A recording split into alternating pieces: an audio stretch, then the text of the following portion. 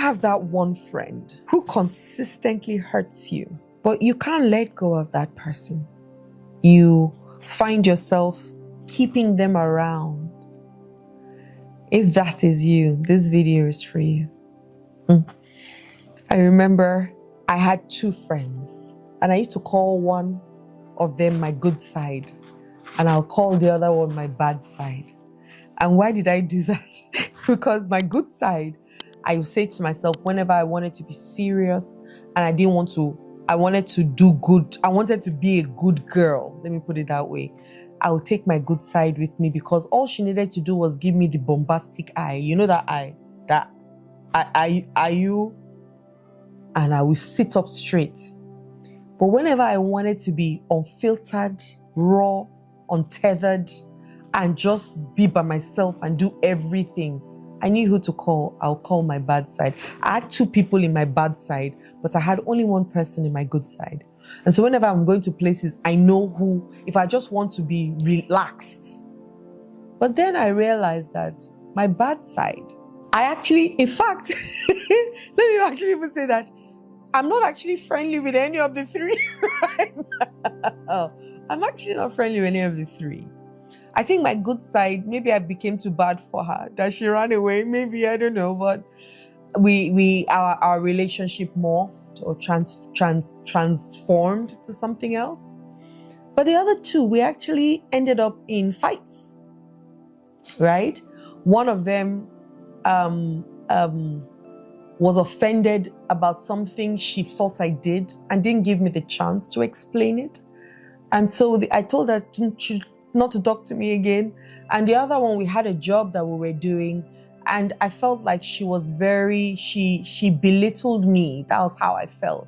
I felt betrayed, let me use that word, because she went behind my back to go and ask for things that I didn't think that she should have done. And I took it for a long time because I felt like I needed her, and she also needed me in her life. And one day I just said to myself, you know what? This relationship is done. I'm good now. I don't need this relationship anymore, right? Because I knew that it wasn't good for me. Let me put it that way.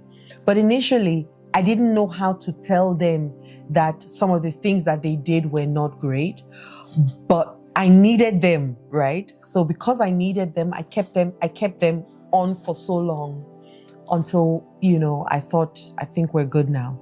Or I think I'm good now. Even if I'm going to be lonely, I would rather be lonely than have these people in my life that are causing some kind of turmoil. And some of the things that you want to look at is, the first thing, of course, is trauma bonding, right?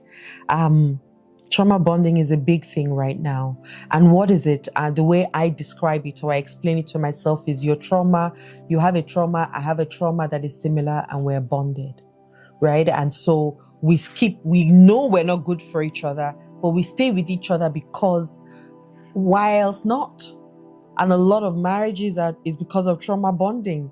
Your trauma, my trauma brings us together. I'm looking for something in you. You are looking for something in me that I didn't have. And it brings us together. And so it bonds us, but it is not good for either of us because we don't have the tools to be able to work through the trauma, to heal it, to stop depending on the other person to fill you up. And so there's a lot of dysfunction that comes from it, or dysfunctionality that comes from it. And,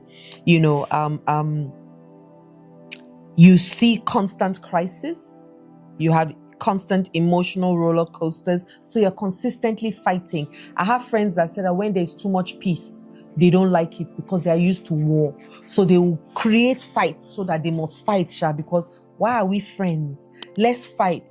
Now, they've come from dysfunctional families. Probably their parents were always fighting, or their guardians were always fighting. And there was a lot of fighting around them. That peace is not familiar to them, but fight is familiar to them. So when you find that in your relationships, you are consistently fighting and you like that whole fight. In fact, some people will tell you, oh, after that, we have make-up sex. The truth is there's something wrong with you. If you feel like you have to fight for you to be able to have that pleasure at the end of it, then there's a trauma that you're dealing with. Some people believe that if you don't beat them, you don't love them, because their parents used to say, I'm beating you because I love you. So they termed beating and love to the point where they'll say if their spouse doesn't beat them, they don't love them. For some people, they say, you must shout at me. There must always be some kind of. Meanwhile, you go and marry somebody who's quiet and peaceful, who wants the opposite of who you are. And then you'll be creating fights for no just cause. I used to be like that. Now, I don't even know whether I saw my parents fight so much that I always wanted to be heard. But what it is that I didn't feel loved as a child. And so I always had to create something to be talked about. I always had to do something negative or something against the rules so that I stayed in consistent limelight, in the consistent limelight of my parents, for them to keep saying or having something to say about me. And that's what happens in trauma bonding and in the relationships that you find yourself in, and there's a lot of crisis and the inability to set boundaries. That was one thing that was big for me. I didn't know how to set boundaries for anybody. I didn't know how to set boundaries even for myself. So that's one of the things you can start to ask yourself, do I know how to set boundaries? Do I always like fights? Do I always have to quarrel with somebody to feel seen? Do I always have to do something for people to notice me? Right? There's something behind that. And it's all trauma. And the good thing is, there's now an answer to trauma. There's solutions to it. It's not a disease that cannot be healed. It is a disease that can be healed if you call it a disease. Otherwise, there's things that we can do definitely to heal us from it. Right? If you find yourself also experiencing codependency, so you're not emotionally reliable, your self-worth is connected to your friendship and you're unable to do things alone. And a lot of people find themselves, they keep on asking, how are you? How are you? What do you think? What do you think? What do you think? What do you think? What do you think? This thing I'm about to do, what do you think? You're consistently waiting for external validation. Then there's a challenge there. If your essence is tied to how your friends feel about you. When I got married, my essence was tied to how my husband felt about me. So if my husband felt bad about me, I felt bad about me. If my husband felt good about me, I felt good about me. And that was so unstable for me, because he didn't even have to feel bad about me. If he felt bad, I felt bad. So if he complained about something that I did, I will carry it on so deeply as though it is me that has done something that, I had to always stay in his good books to be seen as a good girl, because I was always in my father's bad books. And so I extended the wanting of pleasing my father to the wanting of pleasing my husband until I gained freedom. Right? And one thing that happened that was so bad for me was that, I would say the things that to myself that he would say to me about me. I would repeat those things to myself until I started to feel like I was the one with the problem. But now, it's not the same anymore. And why is it not the same anymore? Because I found me. I learned me. I taught me. And then I started to teach me to others. And every place that I had my powers connected to, that I believed had control over the way I felt about me, I cut it off. Because now I was able to give myself all of those things that I felt other people needed to give to me. And when they didn't give it to me, it meant that I couldn't have it at all. But now I know different, because even if they can't give me, I can give it to me. And so I lack nothing, right?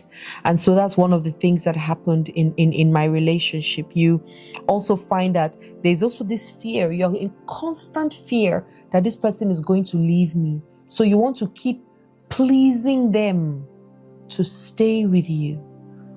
Even they will hurt you, you will go and apologize to them for hurting you. And there's so many people like that these days around the world. They know that they've hurt you, and they call it gaslighting and all those things. We have so many labels now for all these things. But the truth is that they know. You know, but you think that if they go, who would you then have? The truth is you have yourself. You have yourself. You underestimate what you can do for yourself. You so underestimate it. Now I know that on one side we need connection, and we need family, we need friendships, we need all those things. But I would rather you're alone than be with the wrong people for you. I would rather that you're alone than have friendships that take advantage of you, that break you all the time, that make you keep your low self-esteem and the lack of confidence because it makes them feel good that you're small. I would rather that you're alone than have such friendships in your life. Another thing that you find yourself doing is that you don't know how to break free from it. And I can understand that. I didn't know how to break free from it as well. So I'm not here trying to pretend that I was a superwoman. I just got up one night. I'm not fooling you. It took a while. It took a long, it was, the warrior in me, and I keep saying this because, Tony Robbins taught me that we have four sides of us. You have the warrior side, you have the king in you or the queen, you have sovereignty, you have the magician in you, and you have sovereignty, which is the spiritual side of you. Let me put it that way. I put all those sides to sleep. The love side, the spiritual side, I put all of them to sleep. And the warrior in me had to come out to help me get me again. Until that happened and I became a no matter what kind of person, I studied, I read books, I listened to books. I'd listened more than I read. Let me throw that out there for those who don't like reading. I don't like reading much either. I'm a listener. I listened, I read, I watched videos, I did courses, I did therapy, still doing therapy. So many things, guys, and still doing. Today, on this video, the day I'm recording this video, today, I bought a course on breath work, just today. Learning from somebody who trained Tony Robbins on breath work. And I thought, I can learn it too, so that I can teach other people. Because we are born with a breath. We took a breath when we came, and the last thing that we're going to have when we go is a breath. Once the breath is out of you, you don't exist anymore. So what do we do with our breathing? A lot of us don't even know that the way we breathe is what's making us sick, and that there's a way to breathe for all kinds of things. And so I'll teach you just one breathing exercise. When you're breathing, you take in a deep breath, and you count 4, right? And when you're breathing, put your palms on this side, because when you breathe with your hands like this, you breathe all the way down, and you can try it. If you breathe with your hands like this, it's different from when you breathe with your hands like this. Try it out and see. And so you want that deep breath. And so you count 4, you take in a deep breath in, you hold for 2, and you breathe out on the count of 6. I promise you, if you do it consistently, you start to feel this deep sense of comfort within you. Because breathing is life. Without breath, you're not alive, right? And so those are some of the things that I did to help me. And I'm sharing some of these things because they happened to me for a very long time. Now, when I get into friendships, I'm able to tell the people that I decide or choose, because I don't allow friends choose me. I choose my friends. Remember, Jesus chose his disciples. They didn't choose him, and he chose them systematically for his purpose in life. And that's what you need to do. And so now when I choose my friends, I choose them very, very wisely. I choose them knowing that I can have meaningful conversations with these people.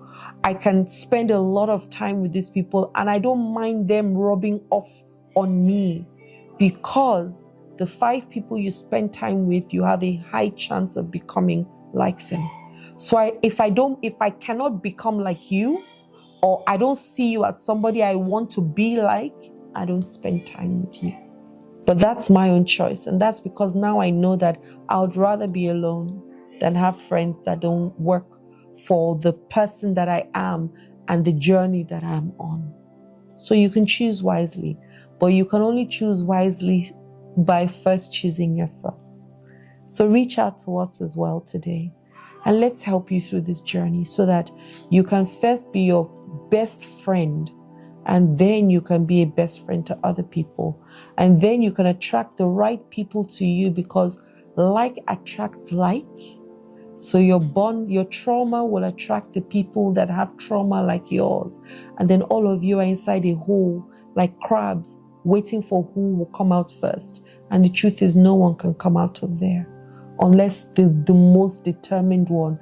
And the amount of work and pressure that you're going to have to go through to come out of there will be so hard. Don't be like me, who had to go through so much pain before seeing life. You can cut that pain short today by giving us a call so that we can help you. Hi there, my name is Adeola Kingsley James. I hope that the videos that I've been creating are really helping you. Don't forget, subscribe, like, and turn on your notification bells. I look forward to hearing from you. If you have questions, send them to me. If you have challenges, send them to me. The reason why I exist is to help you, right? To live a better life. So don't be shy. Don't feel like you're bothering me or disturbing me. Send me DMs, send me messages so that we can reach out to you in return and help you through this process of life, because life is lifing for us all. Yes? Let me be your sister in the journey. Have a wonderful day. Love and light.